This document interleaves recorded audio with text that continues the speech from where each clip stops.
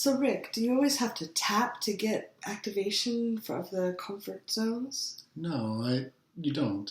And that's good news, isn't it? Because there are a lot of times where tapping doesn't work. I'm Rick Wilkes from Thriving Now, and this is Kathy Bartuli from Thriving Now and theintimacydojo.com.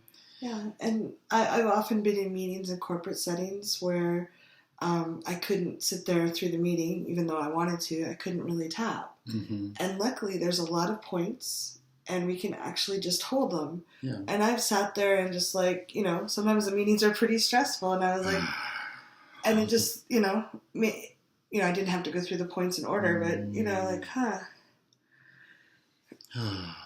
I'm speeding it up a little bit, but, there's a lot of points, and there's also points on our fingertips. I would sometimes on the fingertips, there's points.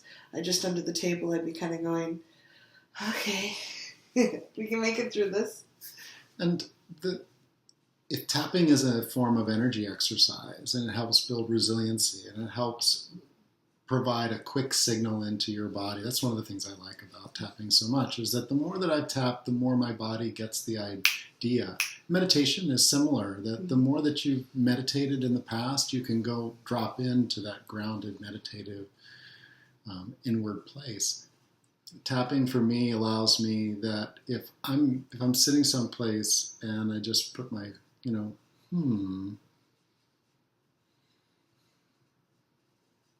it looks thoughtful, because it is. I'm going within. I'm tuning into my body and the connection.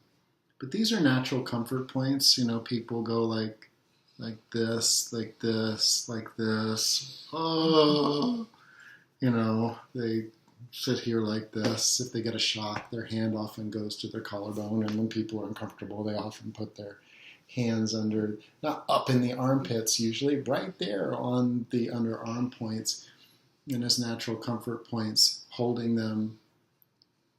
Like if I find myself with my hands under my arms and I pay attention to the tapping points, I'll feel the tension kind of rise up and then fall down. And it's good news that we can do this everywhere.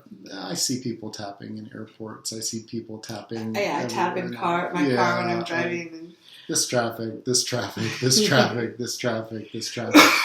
But you can also, if you're in a quiet place or your day is winding down, maybe you're in bed and something has come up, just holding and taking a breath. Yeah, I sometimes find it, like if I'm trying to fall asleep, tapping is actually kind of, like it wakes me up, the tapping. Stimulating. Yeah, so we have a audio tapping script for it, but just like, I'm part of our sleep. Sleep Now program. Yeah, so you can just hold and breathe each point and just kind of like, you don't have to say anything. You can think thoughts. I like to do a gratitude when I do that. Like, I made it through the day. I actually had some really good times. It was really sweet that he bought me coffee. I'm so proud of myself for getting that thing done. I did take pretty good care of myself today.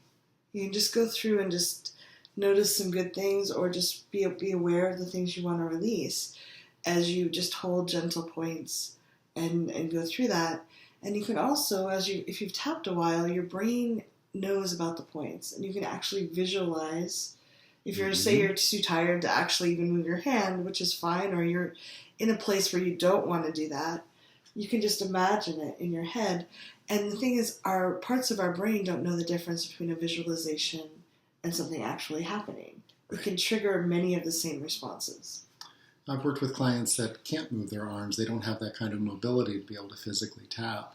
And sometimes they'll have a friend tap for them, or imagine that someone's tapping on them, or that they are just aware of that point of comfort, point of awareness that's connected in a circuit throughout their whole body. And that's great news. It means that tapping is accessible to all of us. Yeah, and that's wonderful. So if you can, be gentle with yourself, but figure out and listen to yourself. Sometimes we get like, I'm pointing fingers back at me. I'm like, I'm going to tap every day. And when I first learned tapping, I was literally tapping 4 hours a day, and I would tap until I felt like the points were bruised. Ouch. But because I was like, I'm going to power through this and clean out everything. But honestly, I think I would have made as much or more progress if I had just been like, okay, let me listen to my body. Oh, it just wants gentle presence right now. And that kind of, tuning into where you actually are and what you need in the moment is a beautiful thing. Yeah. So leave comments below. We'd love to know what you think.